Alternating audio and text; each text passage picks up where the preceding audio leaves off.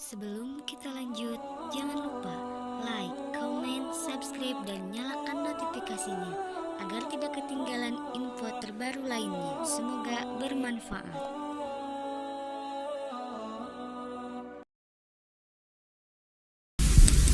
Jadi kata-kata Kristen itu muncul pertama kali di mana? Di Antioquia. Waktu itu Yesus ada nggak? Nabi Isa sudah tidak ada di dunia. Kemana Yesus? Sudah di langit, diangkat oleh Allah. Menurut orang Kristen sudah mati, dibunuh, disalib. Menurut Islam tidak. Berdasarkan surat An-Nisa ayat 157 dan 158, wa ma qataluhu wa ma salabuhu walakin subbiha lakum.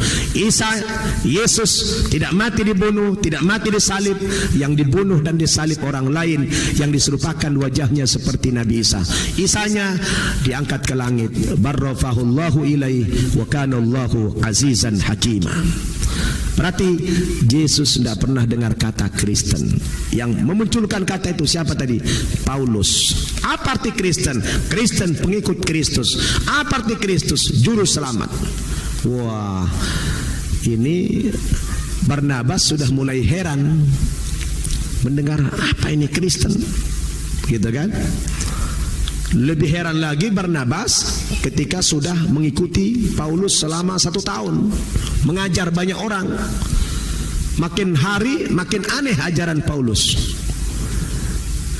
Yesus tidak pernah mengatakan dia Tuhan. Tiba-tiba Paulus mengatakan Yesus Tuhan. Setelah 1 tahun lamanya diikuti terus ini, ya, karena Paulus ini pintar. Diikuti Paulus kemana-mana. Setahun setelah ngacau ajaran Paulus ini ajaran sempalan lah istilahnya gitu. Kalau sekarang Ahmadiyah lah ini, ya. 3 kali Paulus memberikan testimoni kenapa dia bertaubat, kenapa dia menjadi pengikut Yesus. Ternyata 3 kesaksian itu tidak ada yang akurat. Boleh kita baca ini. Kalau ini tidak boleh dilewatkan, harus baca. Di dalam Kisah Para Rasul pasal 9 ayat 1-7 berbunyi begini. Sementara itu berkobar-kobarlah hati Saulus untuk mengancam dan membunuh murid-murid Tuhan. Ia menghadap imam besar dan meminta surat kuasa daripadanya untuk dibawa kepada majelis-majelis Yahudi di Damsyik, supaya jika ia menemukan laki-laki atau perempuan yang mengikuti jalan Tuhan, ia menangkap dan membawa mereka ke Yerusalem. Dalam perjalanannya ke Damsyik, ketika ia sudah dekat kota itu, tiba-tiba cahaya memancar dari langit mengelilingi dia. Ia rebah ke tanah, dan kedengaranlah olehnya satu suara yang berkata kepadanya, Saulus, Saulus, mengapakah engkau menganiaya aku? Jawab Saulus, siapakah engkau Tuhan? Katanya, akulah Yesus yang kau aniaya itu. Tetapi bangunlah dan pergilah ke dalam kota. Di sana akan dikatakan kepadamu apa yang harus kau perbuat. Lihat, ada tanda merah. Ini harus digarisbawahi. Ini footnote-nya ini. Walaupun letaknya di atas. Maka termangu-mangulah teman-temannya seperjalanan. Tahu mangu-mangu? Manggu-manggu. Karena mereka memang mendengar suara itu. Suara yang mana? Saulus, Saulus. Mereka dengar, tetapi tidak melihat seorang juga pun. Tadi katanya waktu Saulus mau berangkat ke mana?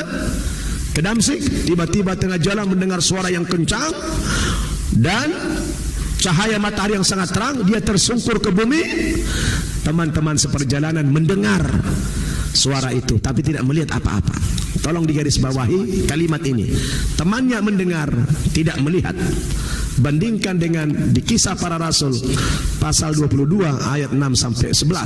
Disebutkan, tetapi dalam perjalananku ke sana, ketika aku sudah dekat Damsyik, yaitu waktu tengah hari, tiba-tiba memancarlah cahaya yang menyilaukan dari langit mengelilingi aku. Maka rebahlah aku ke tanah. Rebahlah aku ke tanah. Berapa orang? Berapa orang? Maka rebahlah aku ke tanah. Dan aku mendengar satu suara yang berkata kepadaku, Saulus, Saulus, mengapakah engkau menganiaya aku? Jawabku, siapakah engkau Tuhan? Lihat ini, katanya, akulah Yesus orang Nazaret yang kau aniaya itu. Dan mereka, teman-teman tadi yang menyertai aku, memang melihat cahaya itu, tetapi suara dia yang berkata kepadaku tidak mereka dengar. Sama enggak? Sama enggak? Yang pertama apa?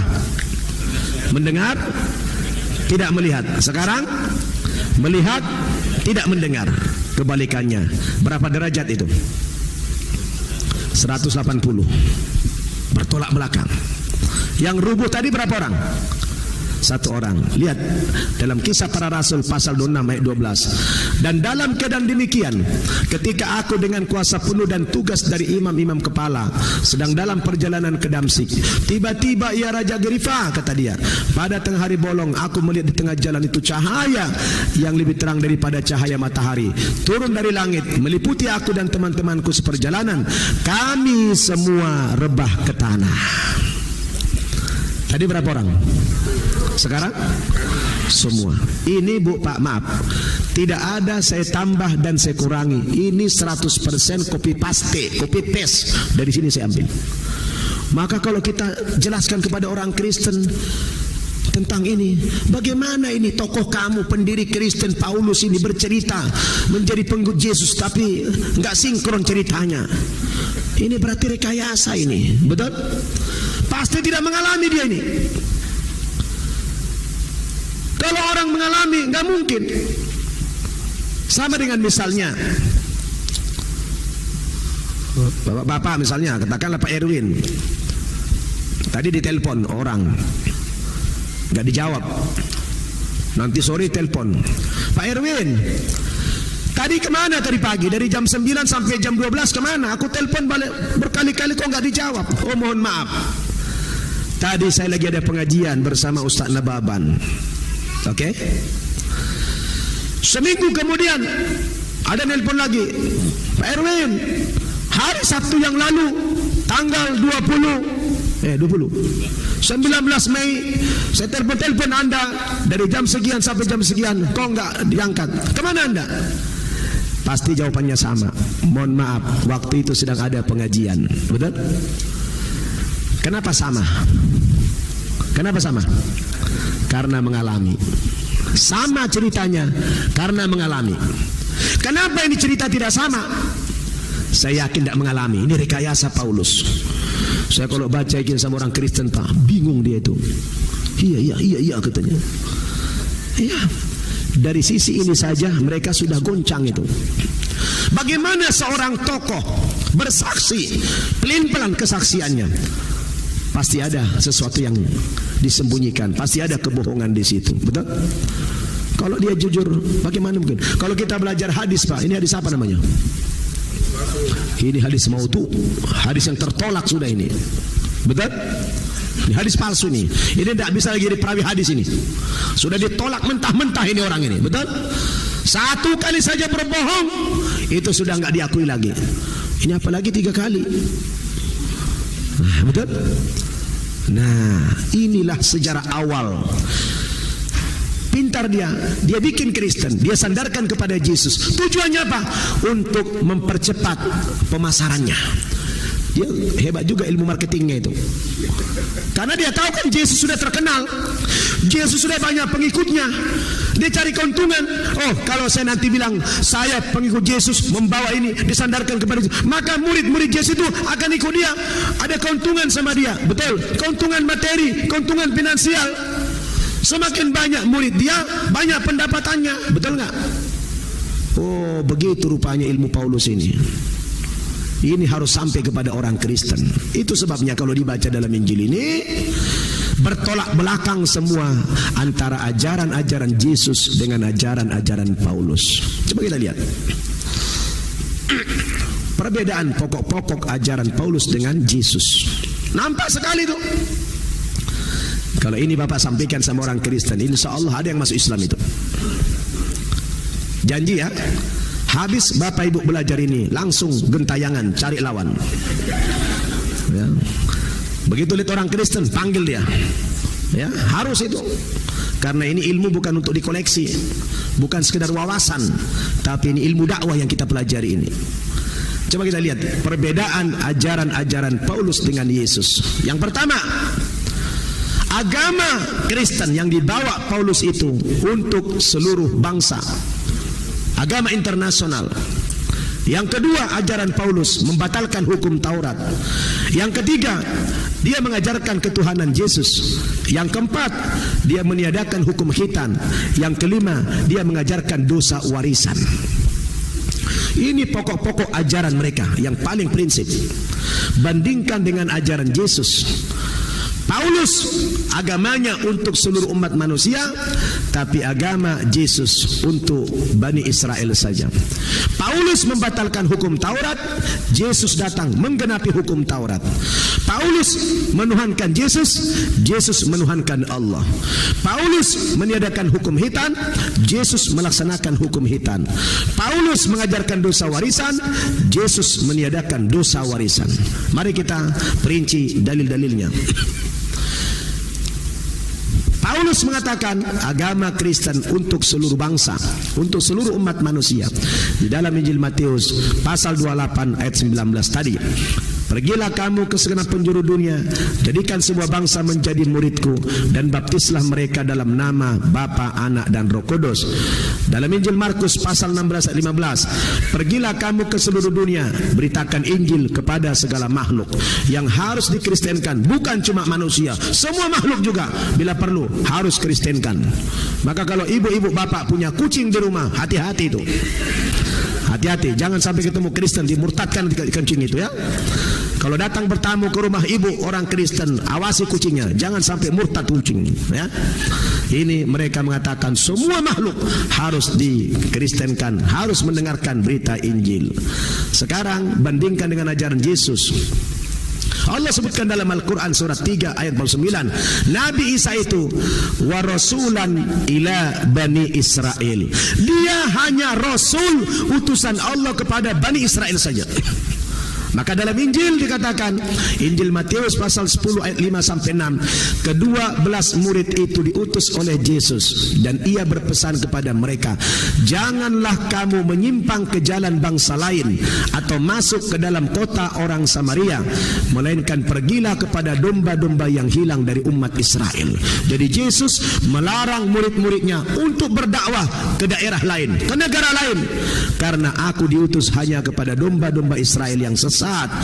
Di dalam Injil Matius pasal 15 ayat 24 juga sama, aku diutus hanya kepada domba-domba yang hilang dari umat Israel. Artinya wilayah dakwah Yesus itu hanya Israel saja. Tidak boleh keluar itu, tidak boleh pergi ke Makkah, tidak boleh ke Madinah, tidak boleh ke Irak, hanya di sekitar Yerusalem saja, sesuai dengan isi Al-Quran kan, wa rasulan ila Bani Israel. Kemudian Paulus membatalkan hukum Taurat dalam kitab Roma pasal 7 ayat 6. Tetapi sekarang kita telah dibebaskan dari hukum Taurat. Sudah bebas dari hukum Taurat, sebab kita telah mati bagi dia yang mengurung kita, sehingga kita sekarang melayani dalam keadaan baru menurut roh, dan bukan dalam keadaan lama menurut hukum-hukum Taurat. Jadi menurut dia hukum Taurat sudah tidak berlaku. Kenapa? Yesus sudah datang membawa ajaran kasih. Karena dalam Taurat ada hukum potong tangan bagi orang mencuri. Dalam Taurat ada hukum rajam bagi orang berzina. Ada hukum bunuh kisos bagi orang yang membunuh. Dia bilang gak perlu lagi kita patuhi hukum Taurat, karena sudah datang Yesus membawa ajaran-ajaran kasih. Sekarang kita lihat di dalam. Nah, yang lebih aneh lagi nih, lihat kitab Roma pasal 5:20. Menurut Paulus, tetapi hukum Taurat ditambahkan supaya pelanggaran semakin banyak, di mana dosa bertambah banyak, di sana kasih karunia menjadi berlimpah-limpah. Ini kan kacau ini ajaran. Makin banyak maksiat, makin banyak dosa, justru rahmat Allah makin melimpah katanya. Kan ngaco ini. Ya, ini ajaran siapa ini? Paulus. Lihat ajaran Yesus ini. Lihat dalam Quran surat Ali Imran ayat 50. Wa musaddiqan lima baina yadayya minat Taurat. Aku datang kepadamu untuk membenarkan kitab Taurat yang datang sebelumku. Yesus datang, ya, ngapain? Membenarkan kitab Taurat. Dalam Injil Matius pasal 5 ayat 17 sampai 18 dikatakan, janganlah kamu menyangka bahwa aku datang untuk meniadakan hukum Taurat atau kitab para nabi. Aku datang bukan untuk meniadakannya, melainkan untuk menggenapinya. Dia datang bukan meniadakan, tapi menggenapinya.